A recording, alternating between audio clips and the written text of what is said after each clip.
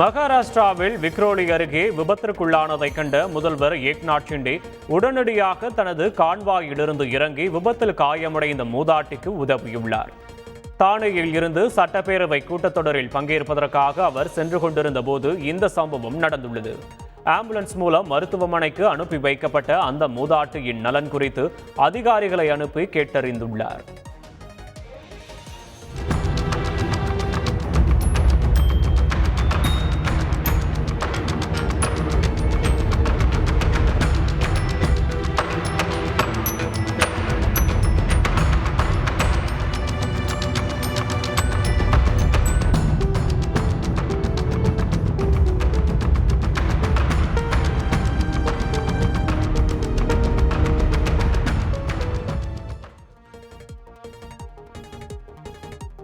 சென்னை, கோவை உள்ளிட்ட பல்வேறு பகுதிகளில் செயல்பட்ட Aarudhra gold trading private limited நிறுவனம் 2438 கோடி ரூபாய் நிதி மோசடி செய்ததாக அதன் இயக்குநர்கள் உட்பட 21 பேர் மீது பொருளாதார குற்றப்பிரிவு போலீசார் வழக்கு பதிவு செய்தனர். இந்த வழக்கில் கைது செய்யப்பட்ட நிறுவன இயக்குநர்களில் ஒருவரான ரூசோ ஜாமீன் வழங்க கோரி சென்னை உயர்நீதிமன்றத்தில் மனு தாக்கல் செய்திருந்தார். இந்த மனுவை விசாரித்த நீதிபதி தமிழ்செல்வி ஜாமீன் மனுவை திரும்ப பெறுவதாக ரூசோ தரப்பில் தெரிவித்ததை அடுத்து மனுவை தள்ளுபடி செய்து உத்தரவிட்டார். கள்ளக்குறிச்சி தனியார் பள்ளி மாணவி ஸ்ரீமதி சந்தேக மரணம் தொடர்பான வழக்கு கள்ளக்குறிச்சி தலைமை குற்றவியல் நீதிமன்றத்தில் நடைபெற்று வருகிறது. இந்த வழக்கில் மாணவியின் தாய் செல்வி உடற்கூறு ஆய்வு அறிக்கை, முதல் தகவல் அறிக்கை, பள்ளி வளாகம் மற்றும் உடற்கூறு ஆய்வக சிசிடிவி காட்சிகள் உள்ளிட்ட முக்கிய ஆவணங்கள் கேட்டு மனு தாக்கல் செய்திருந்தார். ஆவணங்களை வழங்க அரசு தரப்பு வழக்கறிஞர் கால அவகாசம் கோரியதால் வழக்கு விசாரணையை ஆகஸ்ட் 7ஆம் தேதிக்கு ஒத்திவைத்து நீதிபதி உத்தரவிட்டார். வன்கொடுமை தடை சட்ட வழக்கில் பல்லாவரம் தொகுதி திமுக எம்எல்ஏ கருணாநிதியின் மகன் மற்றும் மருமகளுக்கு குற்றப்பத்திரிகை நகல்கள் வழங்கப்பட்டன. ஆண்டோ மதிவாணன், மார்லினா தம்பதியினர் பணிப்பெண்ணை துன்புறுத்திய வழக்கில் ஜனவரியில் கைது செய்யப்பட்டனர். பின்னர் சென்னை உயர்நீதிமன்றம் அவர்களுக்கு ஜாமீன் அளித்தது.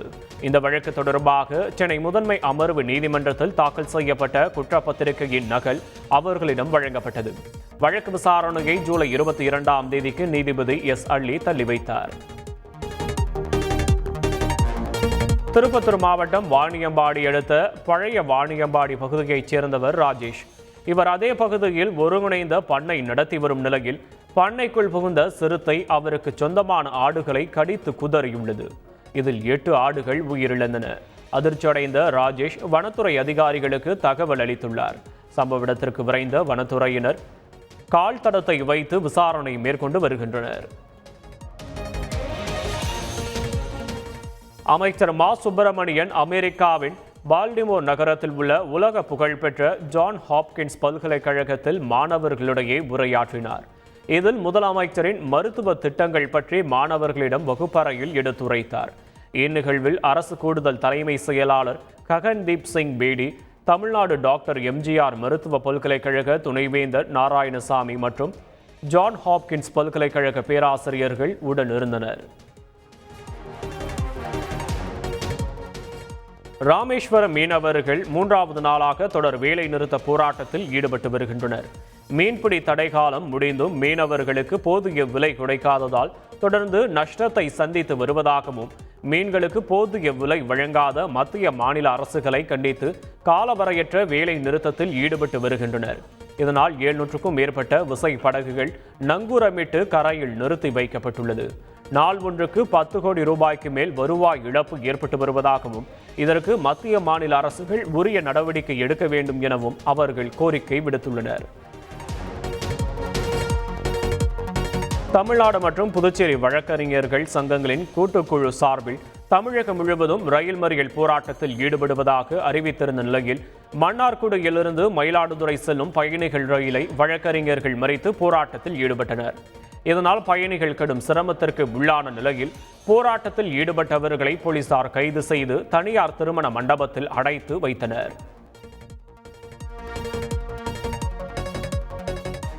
மாநிலத்தின் அனுமதி இல்லாமல் சிபிஐ வழக்கு பதிவு செய்யும் அதிகாரத்தை எதிர்த்த மேற்கு வங்க மாநில அரசின் மனு விசாரணைக்கு உகந்தது என உச்சநீதிமன்றம் தீர்ப்பு வழங்கியுள்ளது. இந்த வழக்கை விசாரித்த உச்சநீதிமன்ற நீதிபதிகள் PR கவாய் மற்றும் சந்தீப் மேத்தா ஆகியோர் அடங்கிய அமர்வு இத்தீர்ப்பை வழங்கியுள்ளது. மேற்கு வங்க அரசின் மனு மீதான இறுதி விசாரணை ஆகஸ்ட் 13ஆம் தேதி நடைபெறும் என்றும், கூட்டாட்சி அமைப்பில் தாக்கத்தை ஏற்படுத்தும் இது தீவிரமான விவகாரம் என்றும் உச்சநீதிமன்றம் கருத்து தெரிவித்துள்ளது. வேலூர் கோட்டையில் 1806ஆம் ஆண்டு ஜூலை 10ஆம் தேதி ஆங்கிலேயர்களின் அடக்குமுறையை எதிர்த்து இந்திய சிப்பாய்கள் போராடினர். இதில் இந்திய சிப்பாய்கள் 800 பேரும் கொல்லப்பட்டனர். அவர்களின் நினைவாக சிப்பாய் புரட்சி நினைவு தூண் அமைக்கப்பட்டுள்ளது. இங்கு ஆண்டுதோறும் ஜூலை மாதம் 10ஆம் தேதி மரியாதை செலுத்தப்பட்டு வருகிறது. அதன்படி 218வது ஆண்டு சிப்பாய் புரட்சி தினம் இன்று அனுசரிக்கப்பட்டது. இதையொட்டி வீர மரணமடைந்த வீரர்களுக்கு வீர வணக்கம் நினைவஞ்சலி செலுத்தும் வகையில் மாவட்ட ஆட்சியர் சுப்புலட்சுமி மரவயம் வைத்து மரியாதை செலுத்தினார்.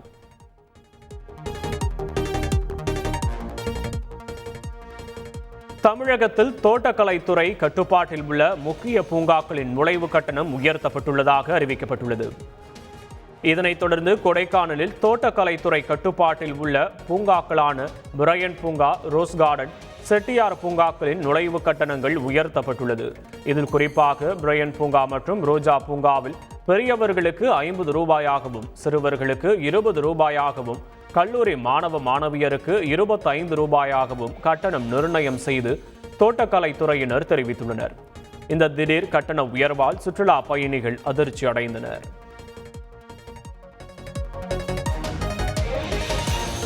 கோவை மாவட்டம் மேட்டுப்பாளையம் வனச்சரகத்திற்கு உட்பட்ட வனப்பகுதியில் காட்டு யானைகளின் நடமாட்டம் அதிகரித்து காணப்படும் நிலையில் வனச்சரக அலுவலர் ஜோசப் ஸ்டாலின் தலைமையில் வன பணியாளர்கள் மேட்டுப்பாளையம் வனச்சரகத்திற்கு உட்பட்ட பகுதியில் வழக்கமான ரோந்து பணியில் ஈடுபட்டிருந்தனர்.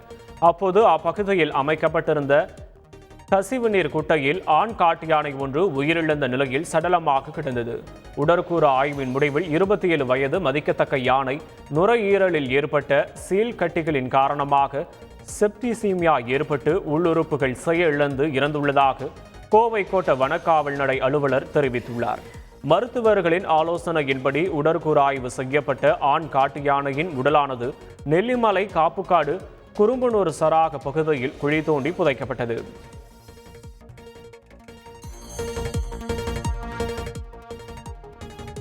வத்தலகுண்டு சாலையில் சென்ற காரில் தீப்பிடித்து எரிந்ததால் அப்பகுதியில் பரபரப்பு ஏற்பட்டது. திண்டுக்கல் மாவட்டம் வத்தலகுண்டுவை சேர்ந்தவர் விக்னேஷ் மணிகண்டன். இவர் தனக்கு சொந்தமான காரை வத்தலகுண்டுவில் உள்ள பச்சைப்பட்டி சாலையில் ஓட்டிச் சென்றபோது திடீரென கார் தீப்பிடித்து எரிந்தது.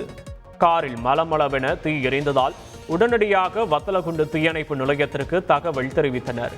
தகவல் அறிந்து சம்பவ இடத்திற்கு விரைந்து வந்த வத்தலகுண்டு தீயணைப்பு துறையினர் காரில் பற்றி எறிந்த தீயை அணைத்தனர். இந்த தீ விபத்தில் கார் உரிமையாளர் அதிர்ஷ்டவசமாக உயிர் தப்பினார். இச்சம்பவம் அப்பகுதியில் பரபரப்பை ஏற்படுத்தியது. செங்கல்பட்டு மாவட்டம் திருப்போரூரை அடுத்த தையூர் அருகே செங்கன்மாள் பகுதியில் மறுசுழற்சிக்காக வைக்கப்பட்ட பழைய தெர்மாக்கோல் கழிவுகள் தீப்பிடித்து எரிந்தது. இதனால் அடர்த்தியான கரும்புகை வெளியேறியதால் அங்குள்ள அடுக்குமாடி குடியிருப்புகளில் வசிப்பவர்களுக்கு கடும் மூச்சுத் திணறல் ஏற்பட்டது. தகவல் அறிந்த தீயணைப்பு துறையினர் உடனடியாக விரைந்து தீயை அணைத்தனர். திருப்போரூர் தொகுதி MLA பாலாஜி நேரில் சென்று ஆய்வு மேற்கொண்டார்.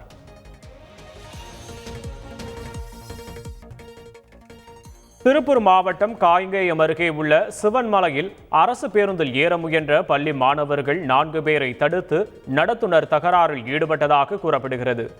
நடத்துனர் தள்ளிவிட்டதில் ஒரு மாணவர் நுழைதிடுமாறு கீழே விழுந்துவிட்டதாக கூறி பொதுமக்கள் பேருந்தை சிறைபிடித்து போராட்டத்தில் ஈடுபட்டனர். நடத்துனர் கௌதம் என்பவர் மீது உரிய நடவடிக்கை எடுக்க கோரிக்கை எடுத்தனர். போலீசார் மற்றும் போக்குவரத்து துறை அதிகாரிகள் பேச்சுவார்த்தை நடத்தியதை அடுத்து அனைவரும் கலைந்து சென்றனர். திண்டுக்கல் மாவட்டம் பெருமாள் கோவில்பட்டியில் புனித செபஸ்தியார் விழாவை கொண்டாட இந்துக்கள் மற்றும் இந்து அமைப்புகள் எதிர்ப்பு தெரிவித்ததால் பரபரப்பு ஏற்பட்டுள்ளது. அந்த ஊரில் திருவிழா கொண்டாடுவது தொடர்பாக இரு சமூகத்தினருக்கு இடையே தொடர்ந்து பிரச்சனை இருந்து வருகிறது. வரும் 13ஆம் தேதி புனித செபஸ்தியார் திருவிழாவை கொண்டாட கிறிஸ்தவர்கள் ஏற்பாடு செய்து வந்த நிலையில் அந்த ஊரில் உள்ள இந்துக்கள் மற்றும் இந்து அமைப்புகளைச் சேர்ந்தவர்கள் எதிர்ப்பு தெரிவித்து காவல் நிலையத்தில் மனு கொடுத்தனர். இதையடுத்து அங்கு போலீசார் குவிக்கப்பட்டு விழா கமிட்டியுடன் பேச்சுவார்த்தை நடத்தி வருகின்றனர்.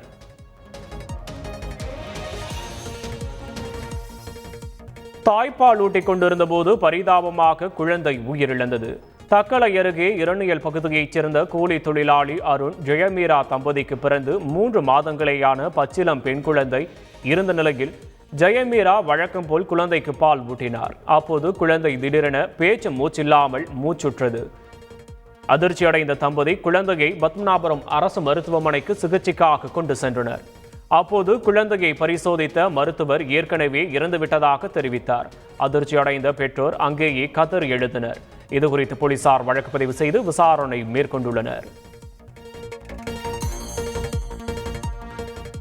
தமிழ்நாடு ஊரக வளர்ச்சித்துறையில் பணிபுரியும் தொழிலாளர்கள் தங்களுக்கு குறைந்தபட்ச கூலி சட்டத்தின்படி சம்பளம் வழங்க கோரி ராமநாதபுரம் ஆட்சியர் அலுவலகம் முன்பு காத்திருப்பு போராட்டத்தில் ஈடுபட்டனர்.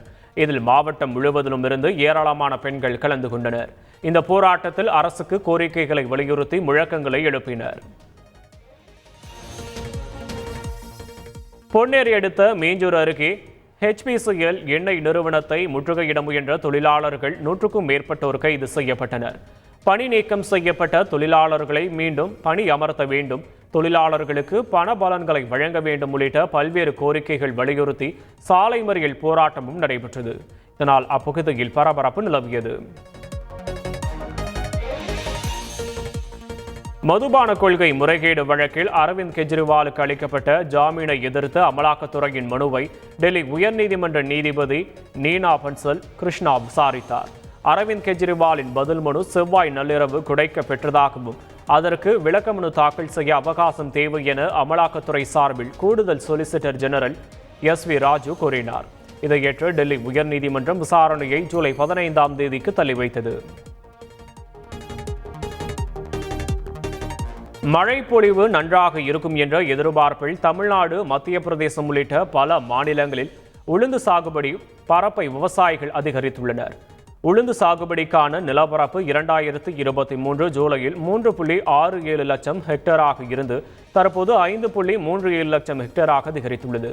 இதனால் 90 நாள் பயிராக உளுந்து உற்பத்தி காரிஃப் பருவத்தில் அதிகமாக இருக்கும் என்று எதிர்பார்க்கப்படுகிறது.